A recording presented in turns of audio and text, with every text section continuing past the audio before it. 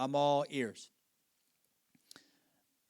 When the Pope, the Pope was the first UN speaker that was a non-delegate. And guess what his message was? This was a quote from his message. Lay down your arms, war no more, never again. And he did that dressed in white, which white is the symbol of peace. Pretty incredible. The Pope is given a tiara. This is right here. The tiara, look at the size of that crown, folks. That's actually 3 crowns. Did you know that? The tiara is actually 3 crowns that they molded together and put as one. And here in Revelation, it says, and a crown was given unto him. Very interesting. Okay, so like I said, that one's kind of hard, if I'm honest with you. But when you look at, we're trying to find ideologies that have faced the world towards the end, it fits. Let's go to the 4th one.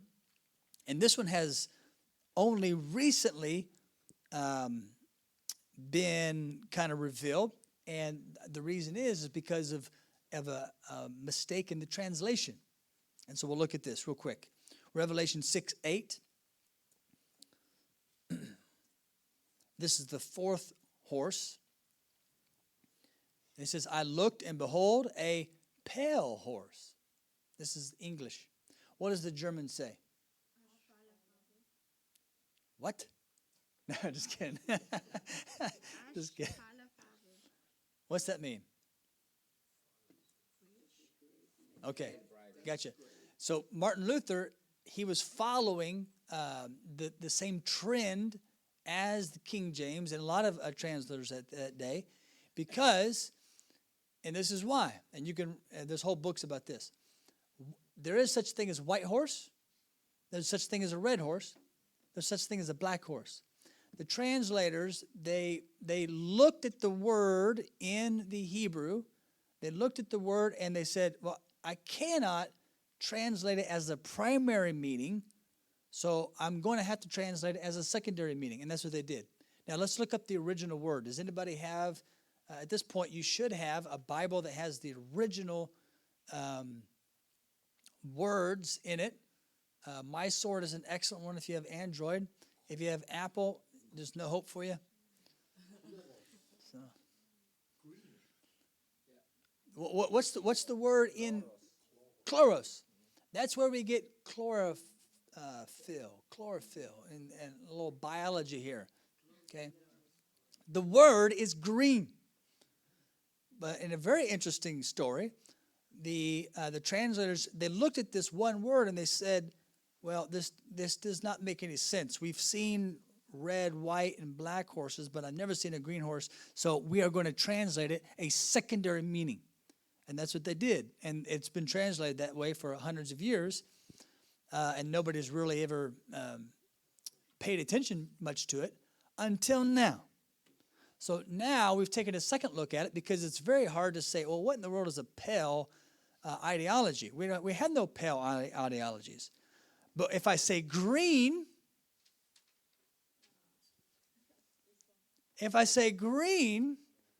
now we're in a whole nother world, because there is a ideology that is prominently green. And we'll go to the next slide here. If I can get it to switch. I think this battery might be dead.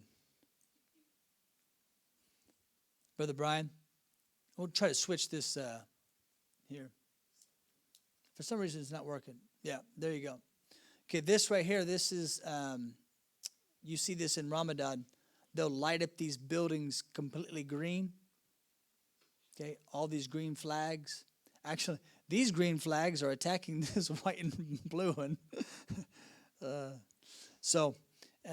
You see, green is the color of Islam, which is a pretty incredible thing.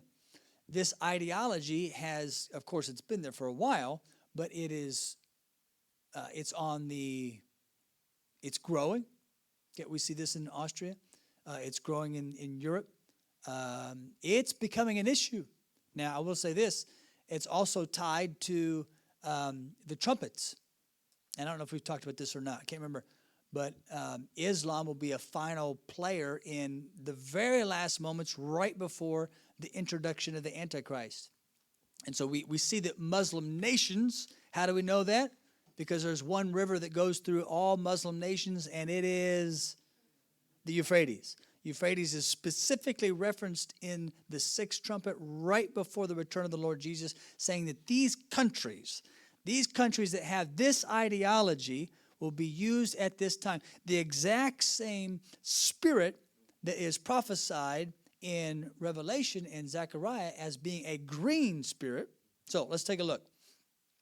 What's it say? If I say the word death, and I'm talking about ideologies, what's a good ideology that is consumed with death? Okay, so it fits. Okay, it fits for a Muslim jihadist. Okay, death is the way to go. Okay, death is promoted as the highest. You go straight to heaven.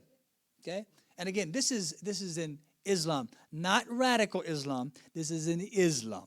Okay, don't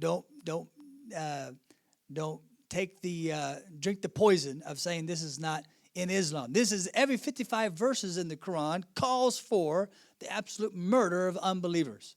Okay, so and you guys are smarter than that. Okay, so death, that's what it says first, and hell follow with it. Power was given to him over the fourth part of the earth to kill with the sword, with hunger, with death, with the beasts of the earth. Okay, so looks like a pretty good fit. Economist magazine said that 70% of straight up Muslims, not extremists, 70% of Muslims support Sharia law, and 90% of Muslims, this is in the Economist magazine, this is not the UPC, the Economist, 90% of Muslims support the execution of apostates. That's worldwide, 90% of Muslims, okay? So they're saying if you're an apostate, we support the execution. Yeah. Apostate is somebody that walks away from the faith. That's why it's very hard to evangelize Muslims. Ex-Muslim. Yes. And we found that out here. There were some Muslims that said they were refugees, and they came here, and they're still Muslim. They're very much still Muslim. Okay, because there's this sort of trick that they're allowed to play where they lie in order to get what they want. What's that called? There's a word for it. In the Muslim faith, they're allowed to lie if it's if it's for the cause. And so you see an open-faced lie when there's no conversion, because for them to convert is a big deal. So, in Jesus' name, all right. Iran, which is perhaps sort of again, there was a revolution in Iran. In the 70s, Iran was very modern, looked like the West. But there was the Islamic Revolution in Iran, and their stated goal is to destroy Israel. Like their stated goal. We will destroy Israel. So we see these nations that kind of are the epitome of this ideology. Their goal is death. Okay, it's not a happy joy goal for sure. Iran, they are the biggest sponsors of terror. Okay, Al Qaeda, Hamas, Hezbollah. Hezbollah wouldn't even be there if it wasn't for Iran. All those Muslim, Iran is, anyways. Okay, so we see paradise is martyrdom. And how much more time we got? When's this class get over? 16 minutes. And we still have 16 minutes? I need to talk slower. Yes, ma'am. Hier steht, sein Reiter hieß Tod und ihm folgte das ganze Totenreich. Ist das gemeint auch the dark side, the evil demons? Well, it's definitely not a positive thing. So, anytime you have death, and they're killed with hunger, I think that you're saying, is this attached to devils? Yeah, I think the spirit is, it doesn't really specify. It just says there's 4 spirits that go out of the presence of God. But what we see from the characteristics is it's not good. I mean, these spirits are negatively impacting the world. So, and that's God's prerogative. How he does it, I have no idea. But it's here for sure. Mimi.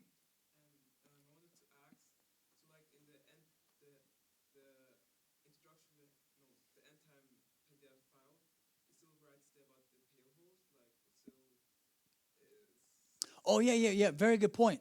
Yeah, absolutely. Yeah. And, sorry. Yeah. That's a very good point. So in the official resource, that wasn't yet discovered. So, and that was actually Brother Baxter. So that was a recent discovery. That the official resource is about 30 years old, and that word "pale," nobody ever looked into it to see. So it was always, because it was in the English, it was always assumed that it was pale or grizzly or bayed. I mean, they came up with all kinds of words trying to get around this green horse instead of using the word green. So green was actually, it's been a relatively new discovery, but it's been in the originals forever. Now, we do understand manuscripts, right? This will be in the apologetics class that we'll have next term. We'll spend the whole time talking about manuscripts. It's actually a lot of fun. But you have most of our translations are based on the majority text theory. Okay, what that means is you got about 10,000 manuscripts that are still present from the Old Testament Hebrew and the New Testament Greek. Okay, 98% of those agree 98% of the time. So you have a massive amount in the middle that they're almost identical. Okay, they'll be off simple spelling issues or punctuation marks, but you have a massive amount of manuscripts that range hundreds of years that are virtually identical. You have peripheral manuscripts that are obviously a scribe will interpose their opinion into it. They'll change certain things, and it's so obvious that it's been rejected. Okay, that's how we came up with the core. It's called the majority text or the Textus Receptus. This is the term that's used for the majority of texts that almost all of your good translations are based off of. There are some translations that will take a peripheral text and they'll make a whole translation out of it, which I think is a terrible idea because these manuscripts survived through the church. The church were using these, this is a whole another class, but recognizing their value. And so what was my point? Oh, yeah, with green. So you see in the majority of text, that word is green. So, and it's odd, but the translators were trying their best, which that's what you do in translation. With translation, you're trying your best to come up with the meaning, and they just could not get over the fact, this is a green horse. What in the world? This cannot be green. They were thinking natural horses. But in God's eyes, and it's incredible that, folks, isn't it incredible that for the church, here we are today, and this interpretation has been common probably about 10, 15 years. And at the same time, the Islam rises, at least in the West, to get to the place where it starts to be influential. Islam is not influential when it's in the desert of Arabia, and you're talking a couple million people. But now it's it's influential. It's changing the way that whole society is. Has anybody flown recently? My Lord, you remember the day before the security checks? You used to be able to just walk up to the gate and get in the plane. Okay, you can't do that now. I mean, I think Brother Falui, he worked in the industry. He supported the family. Anyways, okay. So you see how influential it is. So, okay, let's close this out and then we'll be done. Zechariah 6:6. Interestingly enough, this is pretty. I mean, it's I don't know what to say. This spirit went to the south, and poverty, disease, and famine followed it. Look at this. This is Muslim dispersion. Okay, here's the equator right here about. Okay, it says here's Jerusalem, south. It says it's going to the south. Okay, this is north. These are capitalist countries up here in the north, south, and it says that disease and poverty went south. Folks, this is this is desert. There's hardly any food here. Anybody ever been here? There ain't nothing here. But Ziggy, you've been here. I've seen your pictures. It's you and sand. They have undergrounds. What's this? They have undergrounds. Undergrounds? And the sand. Yeah. Yeah. And here in Zechariah, he's saying that it goes to the south. It's amazing. If it was opposite, I'd be like, okay, well, we're really mixed up here. But literally every point, and I think that's the best way to look at prophecy. A lot of it is collecting points and putting everything into place, and you kind of get like a mosaic. You get a mosaic of what this means. Now, what does this mean? Well, it gives us an idea of the ideologies that face the world. And as we come here to the close, this actually plays a role in the end time. Because let's read Revelations 17:3. We see that the beast of the Antichrist there's a color for it. The beast of the Antichrist is a scarlet, red. Okay, we are already picking up that the Antichrist government will lean towards a communist ideology. Okay, and that's what we see. Now you can substitute the word socialist, but it's the same ideology. You wouldn't say that socialism is capitalistic. You would say that socialism is communist. So that's kind of where we would tie that into. In 1942, communism had 6% of the world's population. 1942. Guess what it is in 2024? 50%. 50% of the world's population is communist, socialist. Can be divided into communist or socialism and ideology. Okay. In 1989, when Gorbachev tore down the wall, he said this. He says, as we dismantle the Stalinist system, which that's hardcore communism, okay, we are not retracting from socialism. So he said, you can tear down this wall. We'll say that communism is dead, but we're going to hold on to socialism. That's Gorbachev saying that. So you can understand how it's in the fabric of society. Okay, we're not tearing it down. We're moving towards it. I'm convinced, he continues, I'm convinced that the radical changes in Central and Eastern Europe in no way signal the collapse of socialism. So, it lets us know, and where does the Antichrist come from? Europe. So again, that's another piece that fits in so we can understand that the Antichrist is one world system. This is going to something that originates in Europe, and it's going to be a socialist, or it's going to have a socialist bent to it. So, very interesting. Okay, that's it. Any questions? That's one way to look at it. As you do your research, if you come up with another interpretation, go ahead and make your case for it. But in the official resource, that's of course the interpretation in the official resource.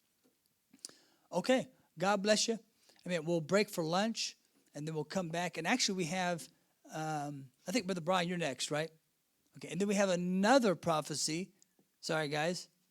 And then Sister Pace. So we have 3 classes left. So, all right, we'll see you guys after lunch.